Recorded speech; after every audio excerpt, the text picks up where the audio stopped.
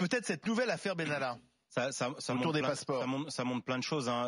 Moi, quand je pense à Benalla, je pense aussi à ces convocations en correctionnel pour des gilets jaunes parce qu'ils avaient un gilet jaune dans le coffre. C'est-à-dire qu'on est capable de convoquer et d'envoyer faire de la prison ferme parfois pour des gilets jaunes, alors que pas parce qu'ils avaient un gilet jaune dans le coffre. Oui, non, mais ceux qui ont la prison ferme, c'est c'est parce qu'ils ont dégradé, ils ont cassé. Il y a plusieurs convocations correctionnelles qui sont tombées pour avoir un gilet jaune dans la prison ferme pour ça. Oui, mais l'essentiel étant que ce monsieur a porté des coups et blessures, il a rien fait encore. Il a même pas été ni jugé, ni dormi dans une cellule, ni en examen, et il y a un procès. Oui, mais ça montre d'une part ce qu'on apprend avec les passeports diplomatiques, que déjà c'est une affaire d'État, ce n'est pas uniquement une affaire Benalla. La deuxième chose, c'est comment un président qui est même pas en capacité de récupérer des passeports diplomatiques, il peut gouverner le pays. Ce n'est pas possible. Ça montre l'amateurisme. Non, mais c'est pas Emmanuel Macron qui va aller chercher les passeports. Non, mais le 28 septembre, dans la convocation qu'il a eue au Sénat le 28 septembre,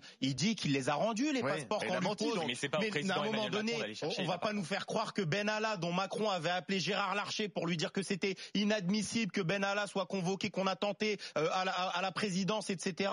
On va nous faire croire que Benalla, personne ne l'a regardé de l'Élysée, personne qui s'est dit mais attends, mais qu'est-ce qu'il raconte? Les passeports, il les a rendus à personne. Personne ne s'est désolidarisé. Moi, fin octobre, je savais déjà que Benalla avait un passeport diplomatique. Et il va quasi systématiquement à Londres aller voir Alexandre Djouri, qui est un des qui est trempé également dans les affaires sur le procès libyen, etc., sur les comptes de campagne de 2012, de 2007, pardon, de Nicolas Sarkozy. Il y a quelque chose de pas clair.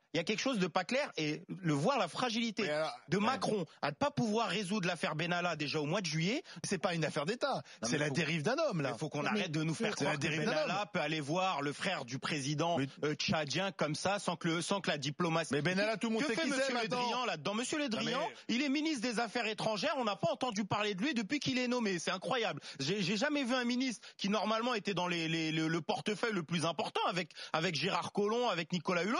C'était les ministres emblématiques. Et Le Drian, on n'en entend pas parler dans l'affaire Benalla. Mais ça montre l'amateurisme, mais ça montre que c'est une affaire d'État. C'est une affaire d'État parce que le 1er mai, l'affaire d'État, où elle est l'affaire d'État? Je vais te le dire. Le 1er mai, il y a la contre-escarpe. Le 2 mai, Gérard Collomb nous dit qu'il est au courant. Et le 24, on accepte, de par le cabinet présidentiel, qu'il puisse faire un renouvellement de passeport le 26 juillet. On lui demande de retirer ses passeports. Il passe le 28 septembre. Il dit, je les ai rendus. Personne n'a rien rendu. Ils savent qu'il va au Tchad et personne ne se désolidarise. Le fautif, c'est lui. C'est ça que je veux dire. Mais non, mais c'est le président. Il est responsable. Il est responsable de quoi? Qui a mis Benalla à cette position-là? C'est différent. Faut arrêter. Benalla n'est pas venu tout seul. Mais Gérard Collomb est sûrement parti pour ça. On ne sait pas encore réellement. Gérard Collomb, on disait qu'il y avait une fracture, que c'était aussi issu à tout ça, c'est des suppositions. Mais à chaque fois, on découvre des choses. Oui, mais demain, on n'est pas à l'abri. À un moment donné, on veut bien systématiquement dire il y a la présomption. On peut pas faire des scénarios fiction. Oui, mais on n'a pas de boule de cristal. Mais à un moment donné, ça commence à être gros de plus en plus, quoi.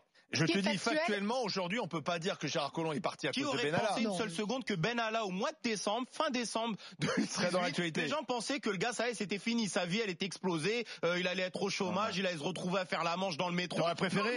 T'aurais préféré qu'il soit que le jour avant Macron, en toute détente avec des passeports diplomatiques. Il y a un truc bizarre. Le moment où le représentant de la nation, c'est le président de la République, c'est une affaire d'État. Peut-être que c'est pas une affaire d'État comme on a pu en connaître différentes. Le sang contaminé ou des choses comme ça. Enfin, il y a eu plein d'affaires dans ce pays. Mais à un moment donné, ça montre la fragilité de ce gouvernement. Ça montre la fragilité de Macron. C'était Jupiter. C'était celui qui ne s'arrête pas. Que personne peut arrêter Macron. C'était un bulldozer, comme disait Cécile Cornudet. C'est un bulldozer. Sa stratégie, c'est comme ça. Il disait aux gens, venez me chercher. Et là, il est terré. On dit, c'était dans Le Monde, qu'il est dans un bunker, qu'il arrive, il tourne toute la journée maquillé parce qu'il a les traits tirés. Il y en a qui disent qu'il a pris de l'âge d'un coup. Enfin, l'affaire Benalla avec 2019 et tout ce qui va se passer. Enfin, c'est catastrophique pour Macron. Il peut plus sortir. Un dernier mot.